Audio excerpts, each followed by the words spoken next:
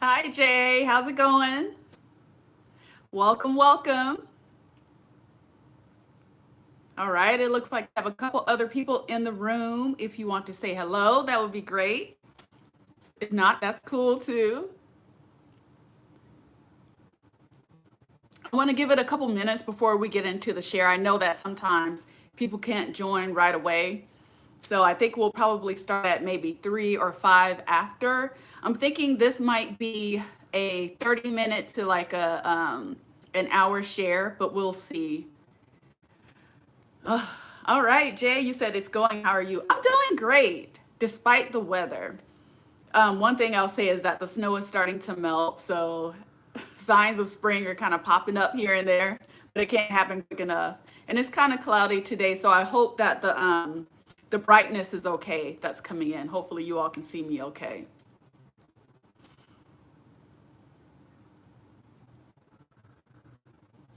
All right.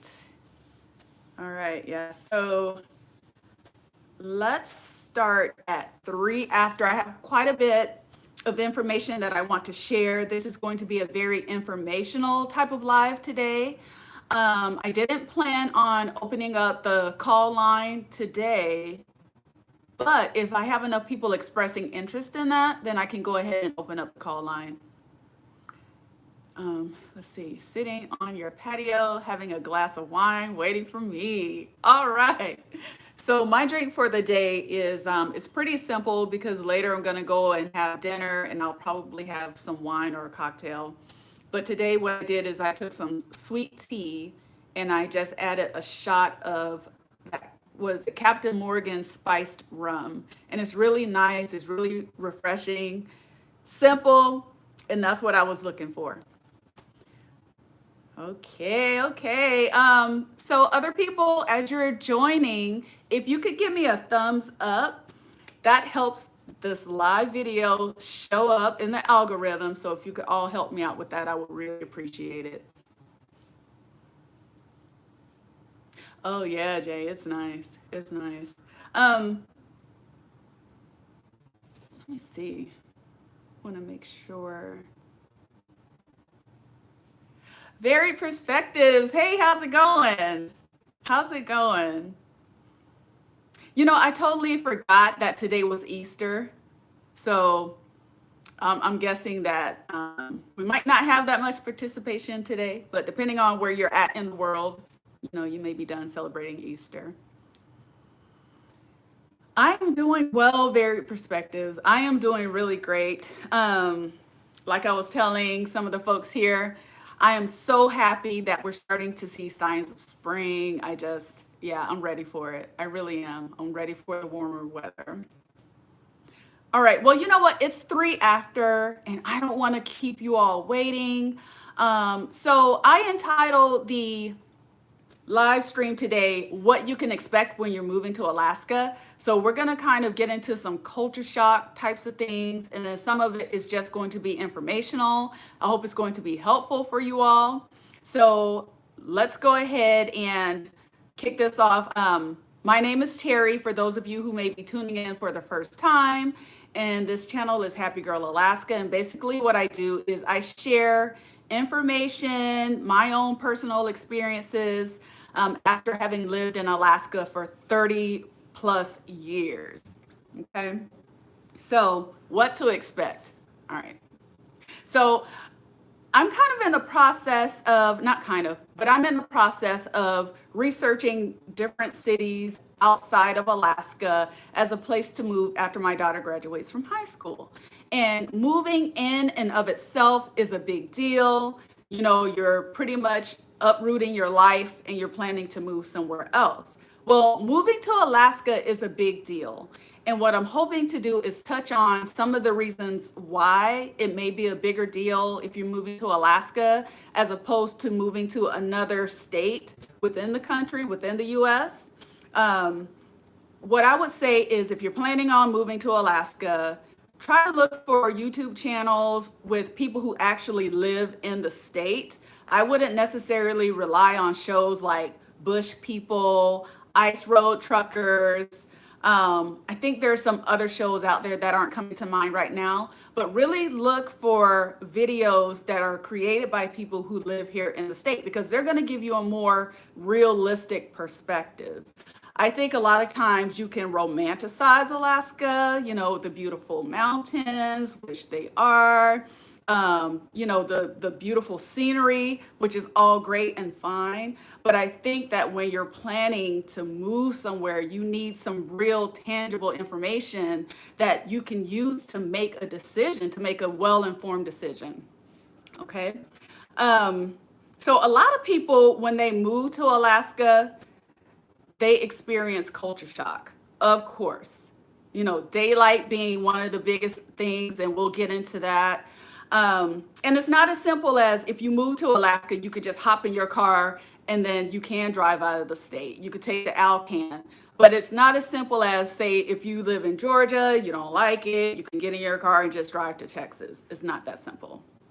So I think that people kind of anticipate there's going to be a sticker shock, right? Because it's more expensive to live in Alaska than it is in most states in the United States. They already know about the weather. They kind of anticipate that. So you're probably asking, what is the big deal? What makes it so different when you're moving to Alaska? Let's get into it. Okay, so I'm gonna check out this comment real quick. You're flying Alaska Airlines to Seattle tomorrow. Are you familiar with that airline? I am, and I will tell you, Alaska Airline, in my opinion, is top notch. Their customer service is amazing. Their planes, they keep them clean and sanitized. I mean, I have never had a bad experience flying with Alaska Airline. And if I were you, if you don't already have the app downloaded on your phone, I would download the app. They're really good about keeping you posted on if there are date changes and stuff like that. So Alaska Airlines, 10 out of 10 would recommend. Okay, so I wonder if anybody can guess what the biggest culture shock is. I've already mentioned it. So I'm gonna look in the comments here for a quick second to see if somebody wants to just kind of throw out there what the biggest culture shock would be, or the biggest difference in living in Alaska would be if you're moving up from somewhere else. Does anybody want to take a guess?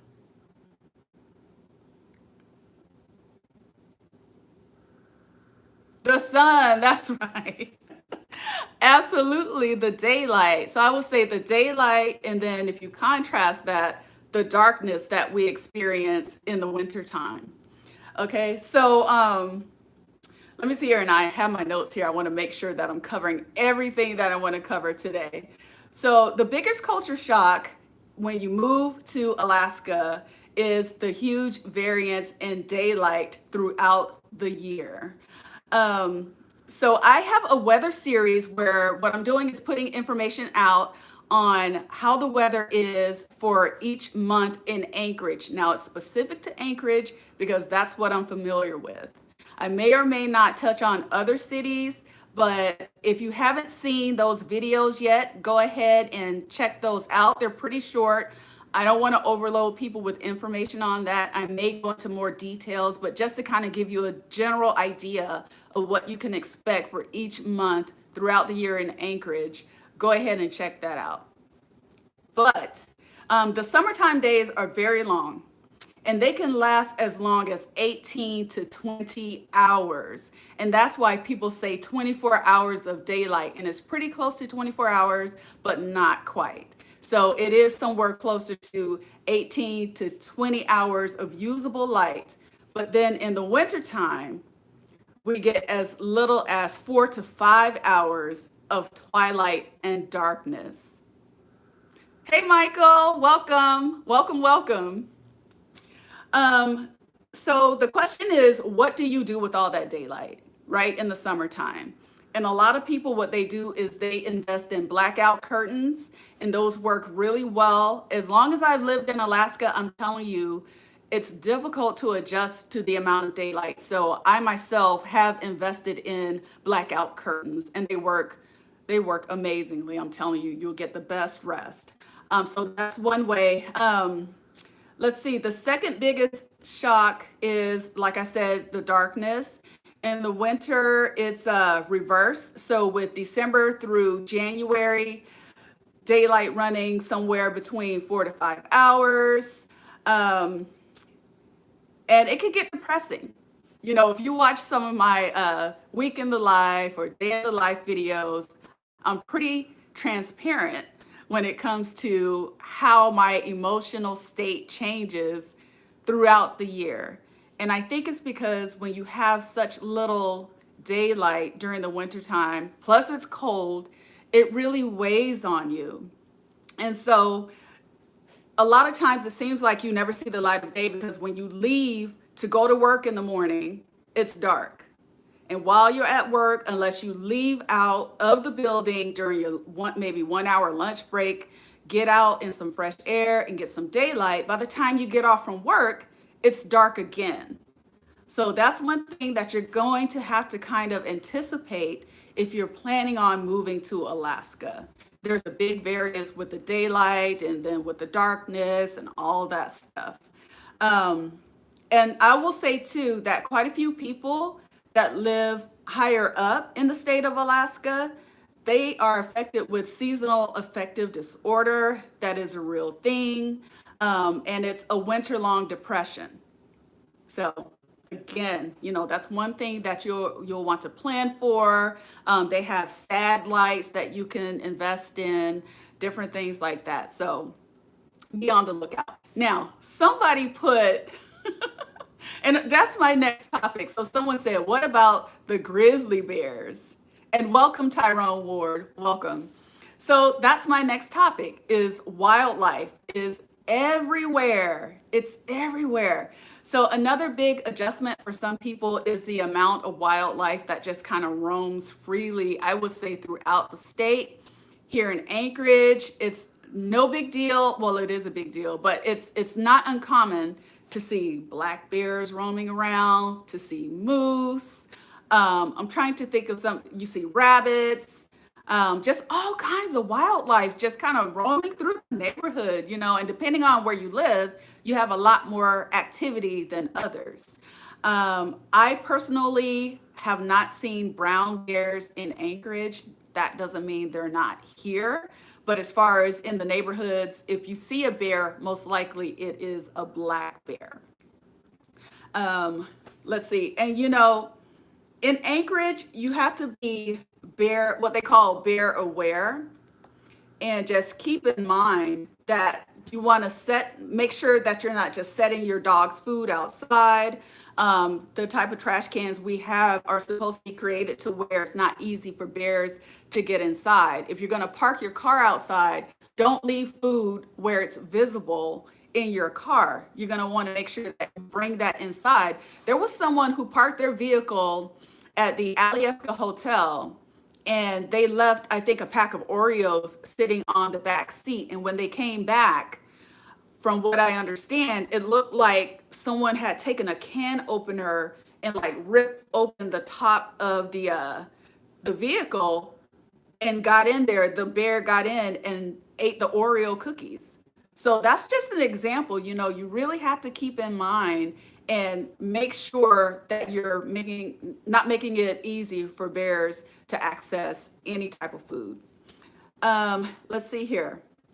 So again, you'll see a lot of bear activity if there are homes that are located near salmon streams. Let's see, both black and brown bears are a constant factor around spawning season. You know, they're looking to get access to fish. Let's see. And a lot of times you'll hear people say that they're more afraid of you than you are of them. Not in my case. So what I would say, just be smart. You know, if you see a bear, I wouldn't necessarily run from it. Maybe I would, I don't know. But you're not supposed to run from a bear. You're supposed to try and remain calm because you don't want them to start pursuing you. So moose are also a real problem. And I would say moose activity is a lot more prevalent than bear activity, depending on where you live. So here I'm speaking about Anchorage. And you see them throughout the year. And it's especially a problem for people that have gardens. A moose can clear a 6-foot fence with no problem because if you've ever seen a moose And I featured some live moose footage in some of my videos, and you'll see they're pretty tall and they can leap over a 6 foot fence with no problem. Another issue, and I don't think it happens as much anymore, is that moose will just kind of cross the street. It doesn't matter if cars are coming. I think they're getting a lot smarter now because you don't see them just kind of running out in traffic as much. But when something that large, when you collide with that animal, it does a lot of damage to your vehicle. And there have been people who have lost their lives as a result of colliding with a moose. So keep that in mind also. And I would say, with most of the traffic being here in Anchorage, we have a lot more of those types of collisions that happen. So moose can weigh over 800 to 1,000 pounds, and they stand on 5 foot tall legs, and they generally just come up over the hood of a car. So keep that in mind. I'm seeing some comments come in. I want to make sure I acknowledge people as they come in. Carlotta, welcome. Good to see you. Let's see. Bears are hard to outrun. They will walk you down. Exactly. So it's kind of like if you cross paths with a bear, the only time that I've come in contact with a bear is while I was in my vehicle. But even then, you're kind of like frozen, because you don't know what they're going to do. So Jay, you said you saw a moose fighting in a neighborhood. You think it was in Anchorage. The video went viral. Oh yeah. Yeah, I think I saw that video too. Yeah, they're massive creatures. They are. All right. So let's see. Okay, complimentary sports. Welcome. Best places to eat. We will get into that. We will get into that. And if you want to put like what type of cuisine you're interested in, then I'll speak specifically to that type of food. Okay, so another thing that you'll want to anticipate or be mindful of is the road system or lack thereof.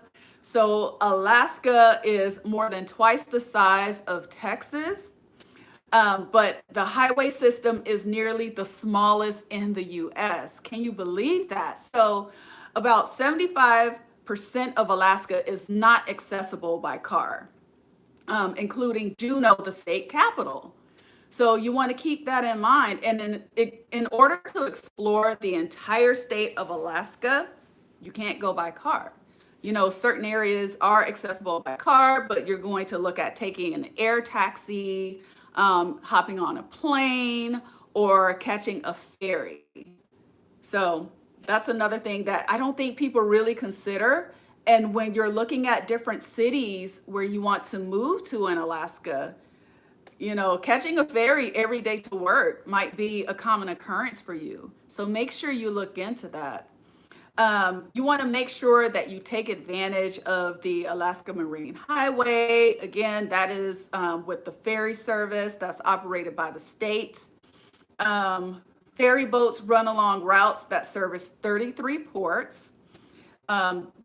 Those boats are a perfect way to explore different cities in Alaska. The culture shock may be worse, though, if you move to an outlying village or a bush community. Now, I have to be honest, I've never visited a bush community, but my employer has been talking about sending us out to the bush communities as part of my job. And I'm not really looking forward to it because a lot of those bush communities don't have the same amenities that we have here in Anchorage, Fairbanks, Juneau for that matter. So, I mean, if I go out there, I am definitely going to film for you guys. And I'll try and be a good sport as much as possible. But yeah, you're going to be looking at a totally different situation if you're planning on moving out to bush. Burning wood, so using wood stoves if you're wanting to eat cooked food, using oil lamps, stuff like that, I would say would be a shock to someone who is moving from out of state, who has never lived in a truly rural area.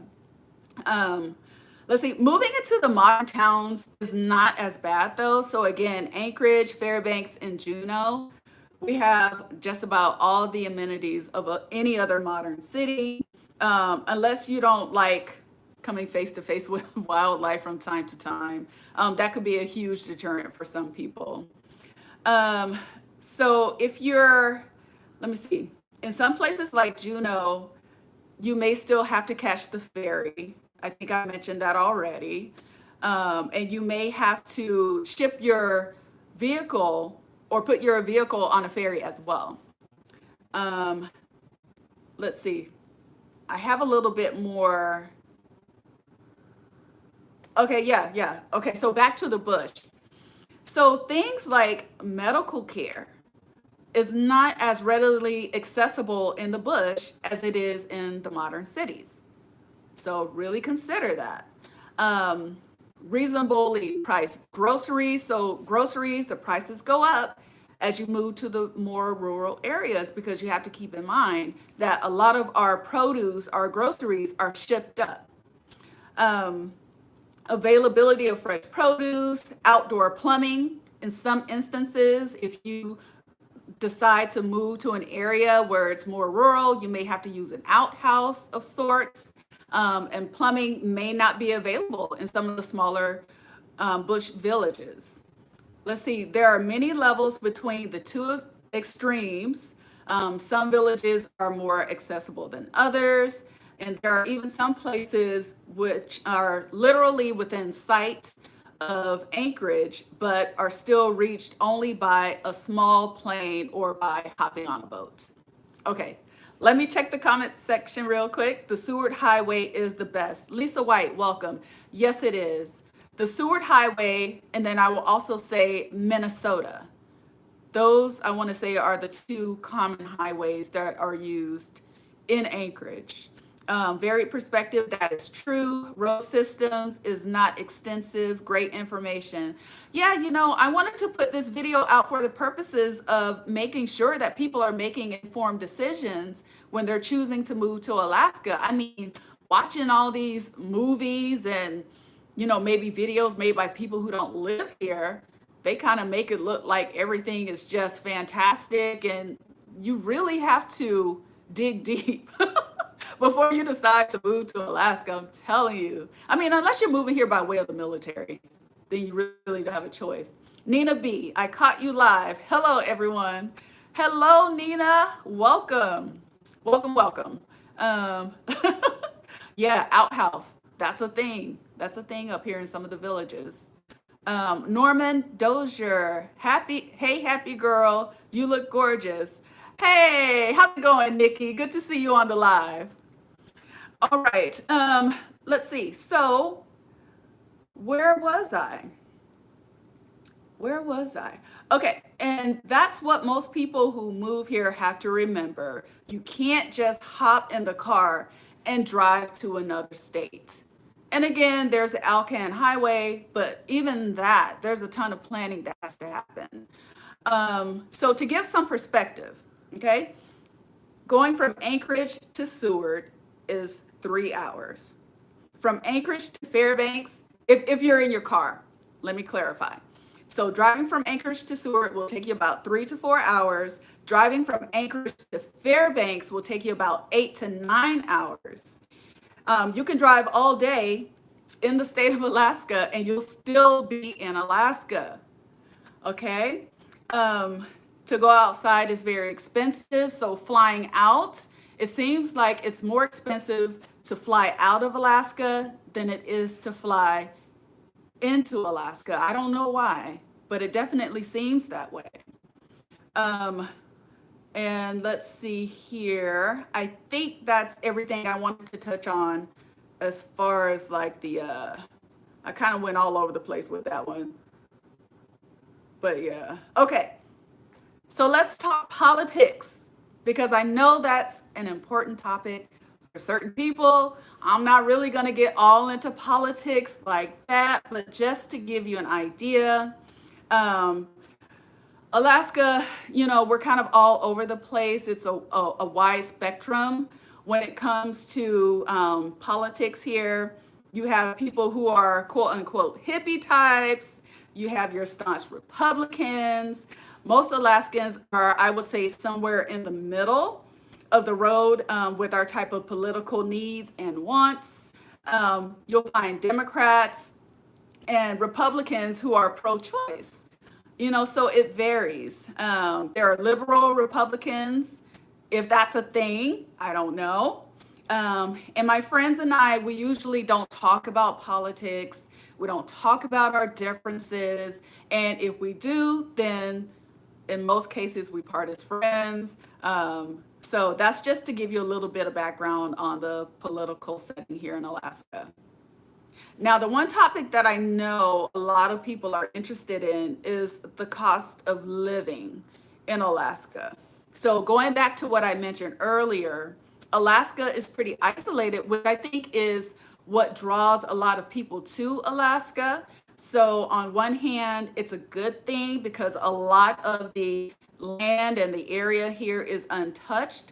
But because we're so isolated, that drives up the cost because, again, we have to have a lot of items shipped up here to the state of Alaska. Let's see, the overall cost of living in Alaska, and this is a big one. The overall cost of living in Alaska is about 26% higher than the US national average. So keep that in mind. So let's talk about it. The state median home value is approximately $265,000. 72% of the homes in Alaska are between $109,000 and $435,000 approximately.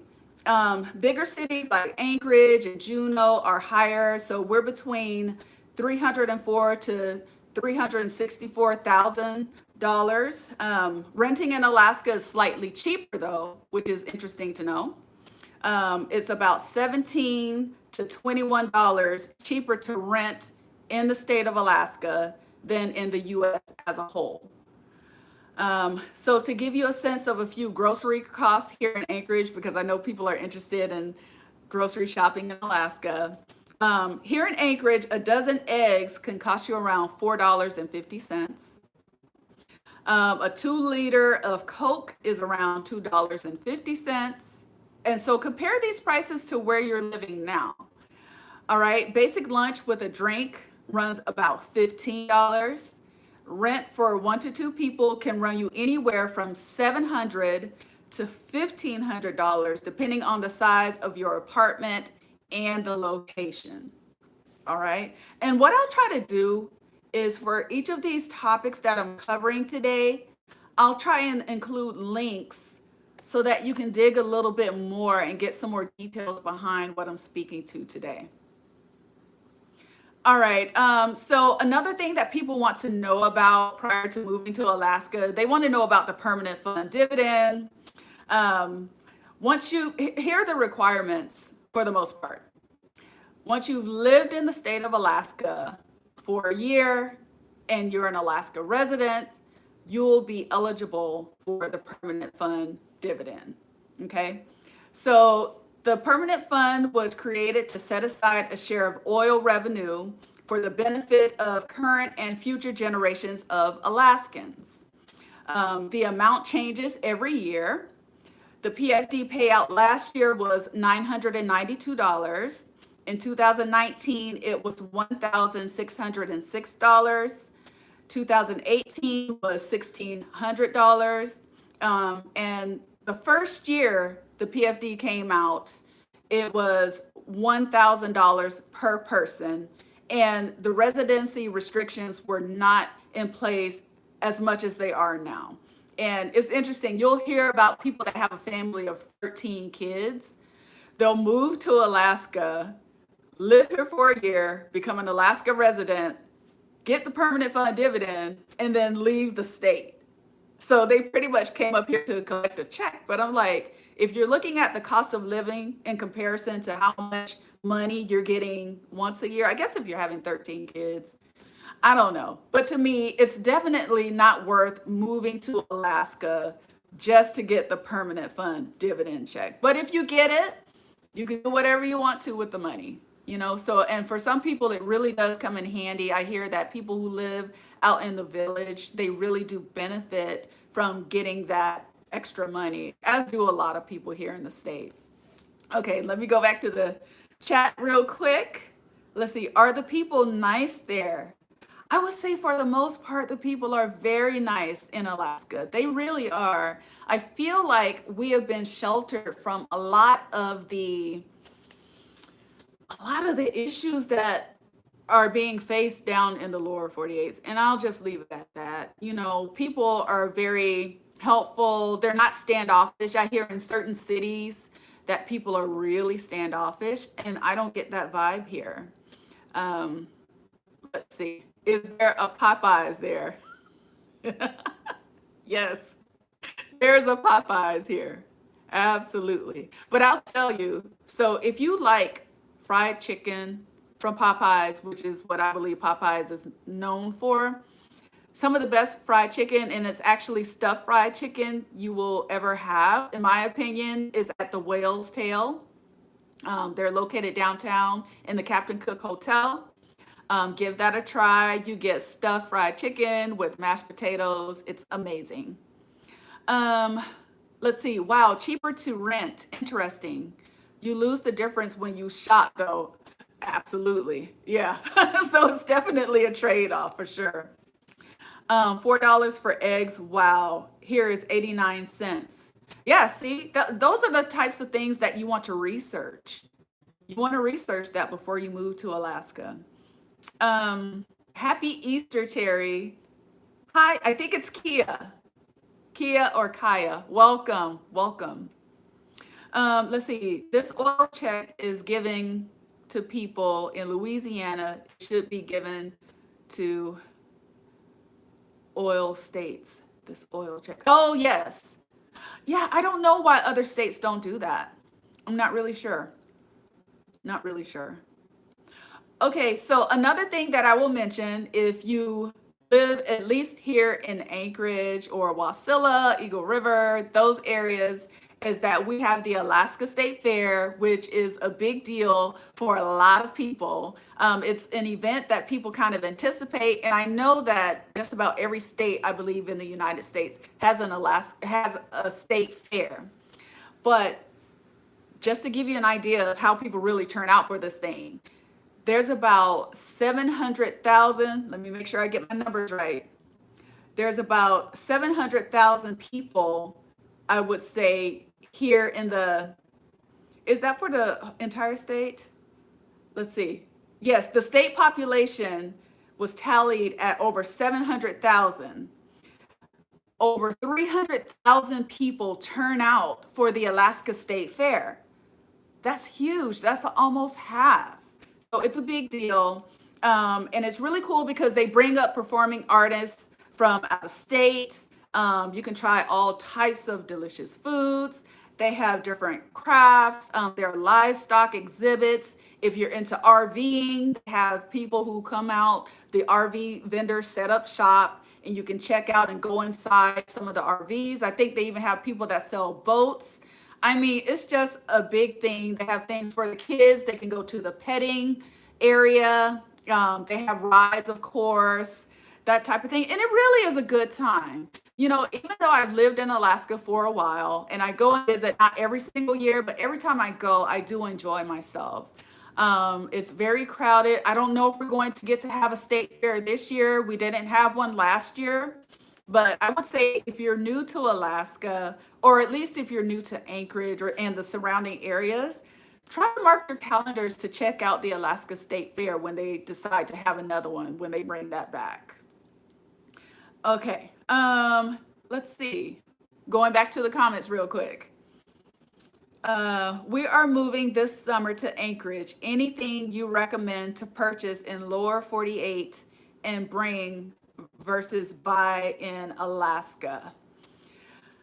Let's see here. So you're moving here this summer to Anchorage. I would say definitely if you can purchase some rain gear, because I would say around July, August, it really starts to get rainy I purchase a lot of things off of Amazon. So even if you move to Alaska, you can still do your online purchases. But if you're not into that type of thing, I would say try to purchase some winter gear. I'd imagine it's probably going on sale now where you're at. And then rain gear. I would say that's about it. Everything else, it's going to be higher, once you get here. And I don't think you want to go and buy a whole bunch of groceries and and ship those up here, but maybe you would. Maybe you would. Um, so yeah, that would be my recommendation for that. Michael, you said with all that daylight, you can stay at the fair all day and half the night. And that's exactly what people do. They stay at the state fair. They let off fireworks. I don't know if it's every night or if it's maybe towards the latter days of the state fair.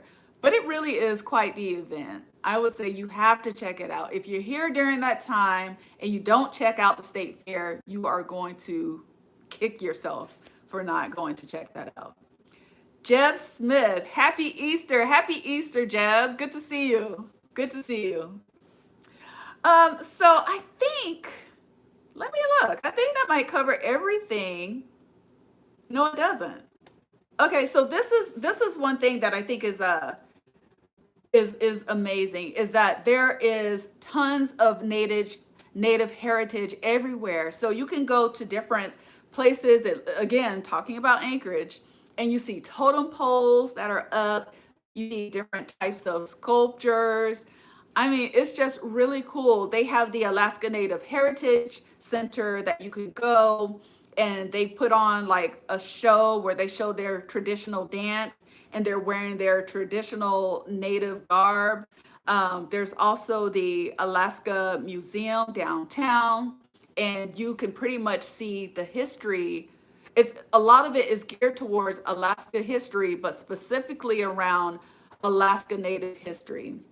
And you'll find museums throughout the state. There's a museum in Fairbanks. There's a museum in Juneau. Um, so yeah, I would definitely take advantage. One of the great things that we have here is I don't know if it happened this year, I would have to look, but the World Eskimo Indian Olympics is something that's really cool to see. But yeah, from a cultural perspective, I really love that when you go to different places, even on the overpasses, some of the different carvings that they have, markings and stuff like that, are representative of Alaska Native heritage. So I think that's really cool. Let's see here. Uh, I don't know if I want to talk about this one. I'll talk about it, okay? Because people have questions. So, the dating scene in Alaska. Do we want to go there? Okay, I'll touch on it real quick. So, here in Anchorage, I would say, as far as the social scene is concerned, and let's say prior to all these events that kicked off, um, the way to meet people oftentimes was online, and I think it's that way in a lot of cities. But then there were also a lot of Facebook events that were posted, and you can meet people that way. They have your bars, they have different types of shows that were happening prior to all that stuff. So I would say the social scene hopefully will start picking up again. But if you're interested in moving to Alaska and learning more about the social scene here, let me know. Either send something through the contact form letting me know you're interested, or if you want to leave a comment if you want to put a comment in the chat or down in the comment section, let me know. I'm not sure how many people would be interested to know about the social scene here. So in any case, that's all I have to cover. I think I got to everyone's questions in the chat. Let me go back and look. And I knew this was going to go kind of quick. And I was trying to keep in mind that it's Easter, so I didn't want to hold folks over too long. Okay, are there any other questions? Oh, thank you, Jeb. Thank you. Okay, so I'll give it a couple minutes to see if anybody has any other questions. And if you haven't hit the thumbs up button, if you could do that for me, that would be great.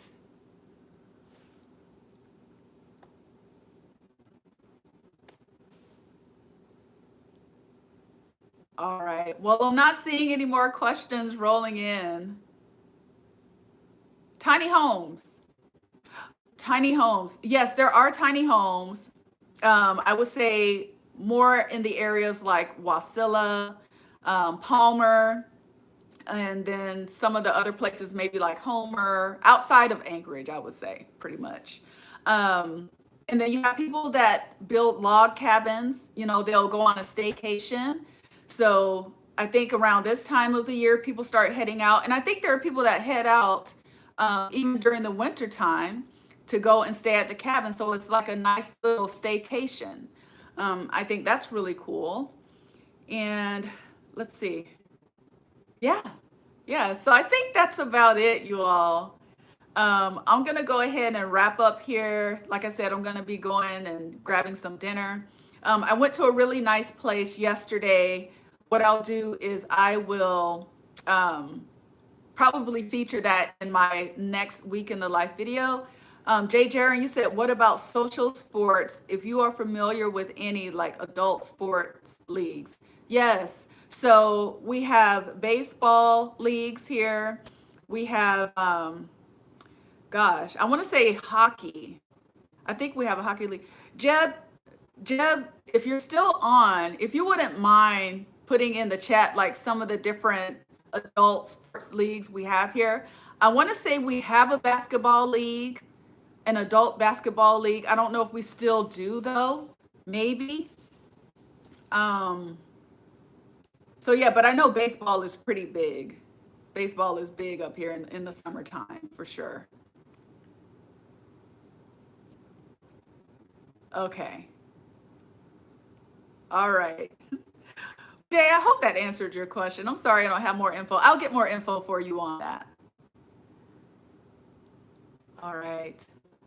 Well, I think we're going to go ahead and wrap it up. You all, thank you so much for tuning in to the channel. I really appreciate it. I love interacting with you all. And right now, I think I'll probably shoot for once a month to have the lives. And I may or may not try the call in again. We'll see. But enjoy your Easter. Enjoy your Sunday. Here's to the start of a great week tomorrow. And I'll see you in the next video. Bye.